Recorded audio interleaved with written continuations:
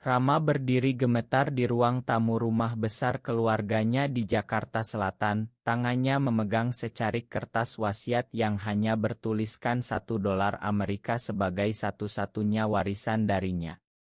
Tawa saudara-saudaranya meledak seperti petir di siang bolong. Lihat tuh, si gay ayah tunggal ini cuma dapat $1. Pantaslah ayah kita kasih segitu, biar ingat dosanya, ejek kakaknya sambil menunjuk hidung Rama. Anak laki-lakinya yang berusia 10 tahun, Adi, menarik tangan ayahnya pelan, mata kecilnya penuh kebingungan. Rama merasa dadanya sesak, seolah seluruh hidupnya yang sudah penuh luka kini ditusuk lagi di depan umum.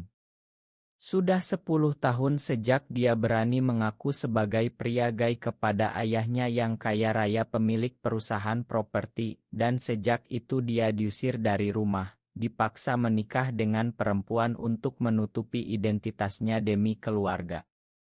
Pernikahan itu hancur setelah Adi lahir, istrinya pergi karena tak sanggup hidup dengan rahasia. Kini, di usia 35, Rama hanya seorang ayah tunggal yang bekerja sebagai guru les priat, hidup pas-pasan di apartemen kecil, tapi dia selalu berusaha jadi ayah terbaik untuk Adi. Malam itu, setelah acara pembacaan wasiat yang memalukan, Rama duduk di tepi tempat tidur Adi, memeluk anaknya erat. "Papa, kenapa kakek kasih papa cuma $1?" tanya Adi polos. Rama tersenyum pahit, air matanya hampir jatuh. "Karena papa berbeda, nak. Kakek tidak suka pilihan papa." Dia tidak bisa cerita lebih detail, Adi masih terlalu kecil untuk paham betapa beratnya menjadi pria gay di Indonesia, di mana tetangga bisik-bisik, teman lama menghilang, dan keluarga menganggapnya aib. Pikirannya melayang ke masa lalu, saat dia bertemu dengan pria pertama yang dicintainya di kampus, seorang mahasiswa hukum bernama Arya. Cinta mereka rahasia, penuh ketakutan, sampai Arya meninggal dalam kecelakaan motor 5 tahun lalu. Rama tak pernah cerita pada siapapun, bahkan pada Adi. Besok pagi, pengacara ayahnya, Pak Hadi, menelepon. "Ada yang belum selesai, Rama. Datanglah ke kantor saya jam 10. Ini bukan akhir." Suara Pak Hadi terdengar serius, bukan seperti kemarin yang dingin. Rama menggantung telepon dengan hati berdebar. Apalagi yang bisa lebih buruk dari $1 dan ejekan keluarga. Malam itu dia tak bisa tidur, memandang Oto Arya yang tersembunyi di dompetnya. Pagi harinya, Rama mengantar Adi ke sekolah dulu, lalu naik ojek online ke kantor pengacara di kawasan Sudirman. Pak Hadi menyambutnya dengan senyum tipis, tidak seperti keluarga yang kemarin. "Kamu pasti heran kenapa ayahmu kasih kamu hanya $1 di depan semua orang. Itu sengaja, Rama. Untuk melindungi yang sebenarnya." Rama mengerutkan kening. "Melindungi apa? Saya sudah tidak punya apa-apa lagi." Pak Hadi membuka laci meja, mengeluarkan amplop tebal. "Ayahmu tahu kamu gay sejak lama. Dia marah, tapi di akhir hayatnya dia menyesal. Ada harta yang disembunyikan, bukan untuk keluarga yang lain. Tapi ini bukan uang biasa. Ikut saya sekarang." Mereka naik mobil mewah pengacara menuju Bandara Halim. Rama bingung setengah mati. Di dalam pesawat menuju Denpasar, Pak Hadi mulai bercerita pelan. "Harta ini dari orang yang kamu cintai dulu. Arya meninggalkan semuanya untukmu, tapi ayahmu yang mengurus agar tidak diketahui keluargamu yang serakah." Rama merasa dunia berputar. "Arya? Bagaimana mungkin?" Mereka sampai di Bali sore hari, mobil menyusuri jalan pantai menuju sebuah ila tersembunyi di Uluwatu. Saat gerbang besi besar terbuka, Rama tak percaya matanya. Ila megah menghadap tebing, kolam renang Ininiti, dan kebun luas. Ini milikmu sekarang, Rama. Tapi ada syaratnya, kata Pak Hadi. Rama berdiri di teras, angin laut menerpa wajahnya, air mata akhirnya jatuh. $1 kemarin ternyata hanya jebakan untuk menipu keluarganya yang tamak. Tapi apa harga yang harus dibayar untuk harta ini? Malam pertama di Ila itu, Rama menelepon adiknya Ideo Chal. Anaknya excited melihat kolam renang. Papa, kita pindah ke sini ya. Rama tersenyum, tapi hatinya gelisah. Besok kakaknya pasti akan mencari tahu. Dia berjalan menyusuri koridor Ila, menemukan ruang kerja kecil dengan Otto dirinya dan Arya tersembunyi di laci. Surat dari Arya, kalau kamu baca ini berarti aku sudah tidak ada. Aku tahu kamu akan jadi ayah hebat. Harta ini untukmu dan anakmu. Jangan biarkan dunia menghentikanmu mencintai siapa yang kamu cintai. Rama duduk di lantai, menangis terseduh. 10 tahun menahan diri, menyembunyikan diri demi Adi, kini semuanya terbuka. Tapi apakah dia berani hidup terbuka sebagai pria gay di Indonesia? Keesokan paginya, Rama bangun dengan mata bengkak. Pak Hadi sudah menunggu di ruang makan dengan dokumen lengkap. Ila ini bernilai miliaran, Rama. Arya mewariskan lewat yayasan rahasia yang ayahmu kelola sebelum meninggal. Keluargamu tidak boleh tahu karena ayahmu takut mereka rebut untuk bisnis mereka.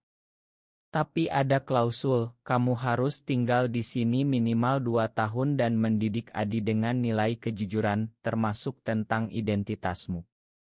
Rama mengangguk pelan, tapi pikirannya kacau. Bagaimana menjelaskan pada Adi bahwa papanya mencintai pria? Di Bali yang lebih terbuka, mungkin lebih mudah, tapi Jakarta tetap rumah mereka. Siang itu Rama berjalan di pantai dekat Ila. Angin sepoi membawa ingatan Arya yang selalu bilang kita bisa bahagia suatu hari, meski dunia melarang. Tiba-tiba telepon berdering, kakaknya, Budi, marah-marah. Kamu sembunyikan apa dari kami? Pengacara bilang ada harta lain. Jangan coba-coba curang, Rama. Kamu sudah bikin malu keluarga dengan jadi gay. Rama mematikan telepon, tangannya gemetar. Dia tahu keluarga tidak akan diam. Sore harinya, Rama pergi ke pasar seni di Ubud untuk mencari ketenangan. Di sana dia bertemu dengan seorang pria bernama Dimas, seorang pelukis lokal berusia 32 tahun, ramah dan berbakat. Dimas membantu Rama memilih lukisan untuk kamar Adi. Mereka ngobrol lama, Dimas cerita tentang perjuangannya sendiri sebagai pria gay yang memilih tinggal di Bali agar bebas. Di sini tidak mudah, tapi setidaknya kita bisa bernapas, kata Dimas sambil tersenyum. Rama merasa hangat untuk pertama kalinya setelah lama. Malamnya, saat Adi tiba dari Jakarta diantar sopir, anak kecil itu berlari memeluk papa. Papa, Ila ini keren. Kita tinggal di sini selamanya. Rama mengangguk, tapi hatinya berat. Dia mulai cerita pelan pada Adi tentang kakek yang marah karena papa suka cowok. Adi diam sebentar, lalu memeluk lebih erat. Papa tetap papa terbaik. Kata-kata itu membuat Rama menangis diam-diam. Tapi kedamaian tak bertahan lama. 2 hari kemudian, kakaknya Budi datang tiba-tiba ke Ila bersama pengacara keluarga. Kami tahu ada harta Arya. Itu milik keluarga, bukan milikmu yang abnormal, teriak Budi. Rama berdiri tegar di depan pintu, Adi bersembunyi di belakangnya. Pak Hadi yang kebetulan masih di sana menjelaskan klausul hukum yang tak bisa diganggu-gugat. Budi pergi dengan ancaman akan membongkar rahasia Rama ke media. Malam itu Rama duduk di tepi kolam, Dimas datang tanpa diundang membawa makanan. Kamu tidak sendiri, Rama. Mereka bicara sampai larut, Rama merasa ada harapan baru. Tapi benarkah? Apakah dia siap kehilangan segalanya lagi demi hidup jujur? Seminggu berlalu, Rama mulai terbiasa dengan kehidupan di Ila.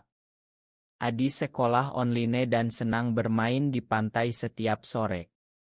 Dimas sering mampir, mengajari Adi melukis, dan perlahan Rama merasa jatuh hati lagi. Tapi setiap kali Dimas mendekat, Rama mundur. Aku ayah tunggal, Dimas.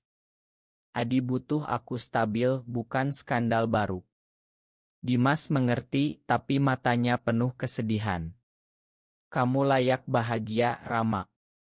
Jangan biarkan masa lalu mengikatmu. Konflik batin Rama semakin kuat. Dia ingat bagaimana dulu dia meninggalkan Arya demi menikah karena tekanan ayah. Kini sejarah seolah berulang. Suatu malam, Adi bertanya, "Papa, apa Papa suka Om Dimas?" Rama terkejut, tapi memilih jujur.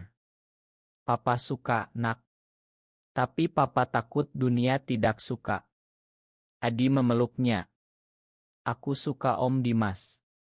Papa boleh bahagia." Berita buruk datang dari Jakarta. Mantan istrinya, Sinta, menelepon marah. "Kamu bawa Adi ke Bali untuk hidup bebas sebagai gai. Aku akan minta hak asuh kalau kamu terus begini." Rama panik. Dia tahu Sinta bisa pakai stigma masyarakat untuk merebut Adi. Dimas menawarkan bantuan, "Kita hadapi bersama."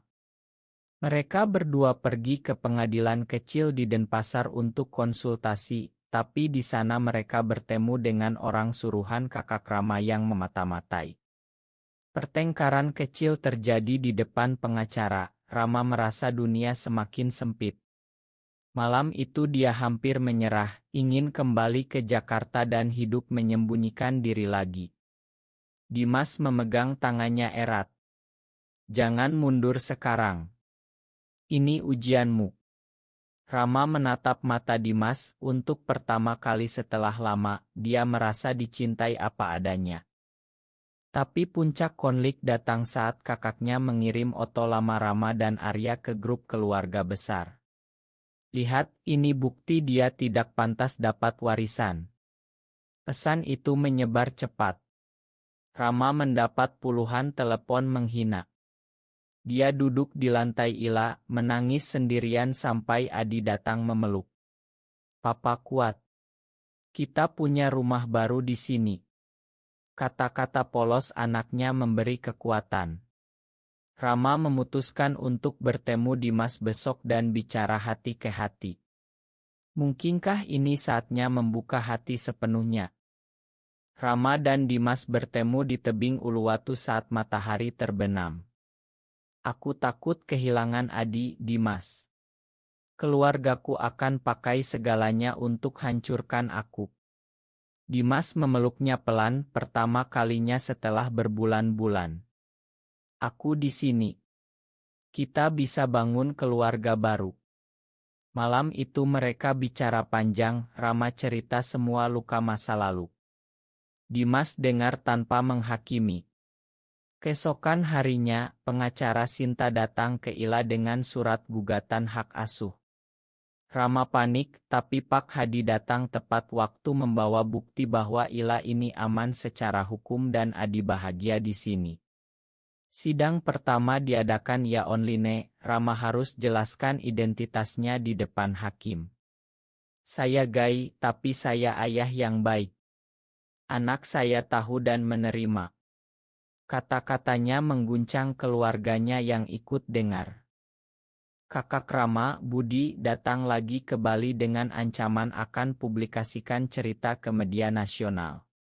"Kamu akan jadi bahan tertawaan seluruh Indonesia," teriaknya di depan gerbang Ila. Rama berdiri tegar, Adi di sampingnya. "Biarkan saja. Aku tidak malu lagi." Dimas berdiri di belakang, memberi kekuatan diam-diam. Malam itu terjadi badai besar di Bali, listrik padam, tapi Rama merasa damai untuk pertama kali.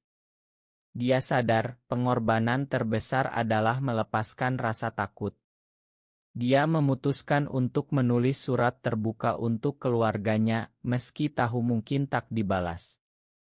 Tapi pengkhianatan datang dari tempat tak terduga. Pak Hadi mengaku bahwa ayah Rama sebenarnya tahu tentang Arya sejak lama dan sengaja sembunyikan harta untuk melindungi, tapi ada klausul tambahan, kalau Rama gagal mendidik Adi dengan jujur, harta akan kembali ke yayasan.